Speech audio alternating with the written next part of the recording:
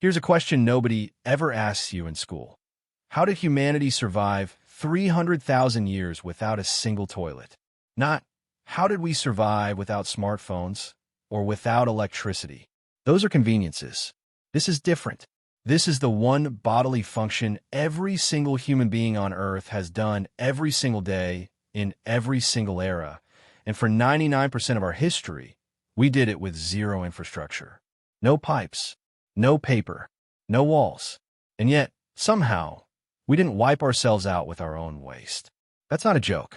It's a real engineering problem, and for most of human history, getting it wrong meant a dead village. So today we're answering the question you've never thought to ask. What did people actually do before toilets? And how close did that solution come to killing us all? Rewind 30,000 years. No plumbing, no sewer lines under the ground, no toilet paper, no doors, no locks, no privacy of any kind.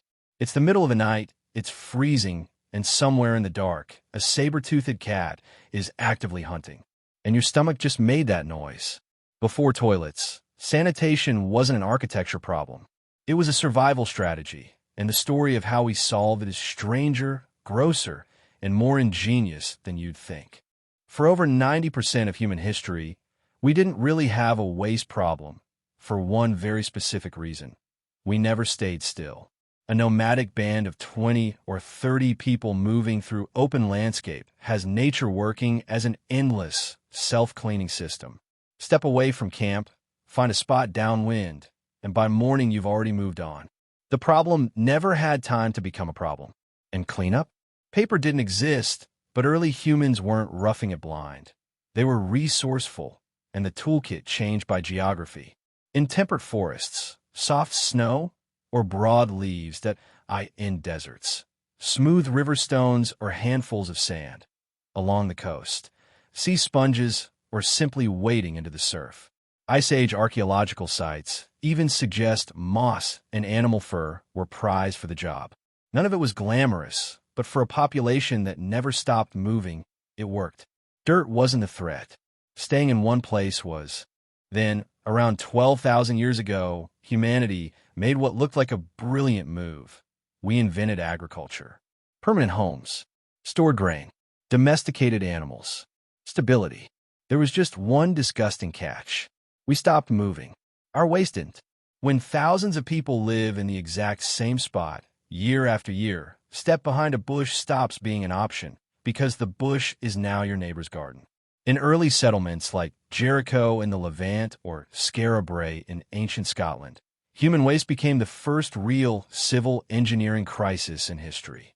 Left untreated, it seeps into the water table and triggers outbreaks of dysentery, cholera, and intestinal parasites. Long before anyone knew what a bacterium was, humans learned a rule the hard way. Keep waste away from water, or watch your village die, finding out why. So who actually solved this first? The answer depends entirely on how rich you were. In Egypt, around 1300 BCE, wealthy nobles sat on carved wooden chairs with hollow centers, positioned over clay pots filled with sand. Servants, holding arguably the worst job title in the ancient world, emptied those pots into the Nile or distant desert trenches every single morning. Meanwhile, on Crete, the Minoans pulled off something genuinely stunning around 1700 BCE. At the Palace of Knossos, architects connected stone latrines to overhead water cisterns. Finish your business, and rain-fed water flushed everything through terracotta pipes straight out to sea. That's a working flush toilet. Nearly 4,000 years ago. Then came the Romans, who somehow turned bathroom time into a social event. Walk into a Roman forica, a public latrine, and you wouldn't find stalls, doors, or privacy of any kind. You'd find dozens of citizens sitting shoulder to shoulder on long marble benches, trading gossip and politics while doing their business in full view of each other. And the cleanup tool? A xylospongium, a sea sponge tied to a wooden stick. The catch, you didn't bring your own. It sat in a shared bucket of salt water or vinegar, used by everyone in the room. Horrifying by modern standards, though the acidity of the vinegar did offer a crude kind of antibacterial rinse. Beneath those benches, Running water swept everything into underground channels like Rome's famous Cloaca Maxima, flushing it directly into the Tiber. Look back across all of it, and one thing becomes obvious. A toilet was never just a seat or a bowl. It's a pact, a quiet agreement that individual health depends entirely on collective infrastructure. Every time an ancient culture figured out how to keep waste away from water, populations grew, cities thrived, art flourished. Every time those systems broke down, disease took empires apart from the inside. So next time you step into a clean bathroom, lock the door, and press that button, listen to the flush for what it actually is. You're not just washing something away.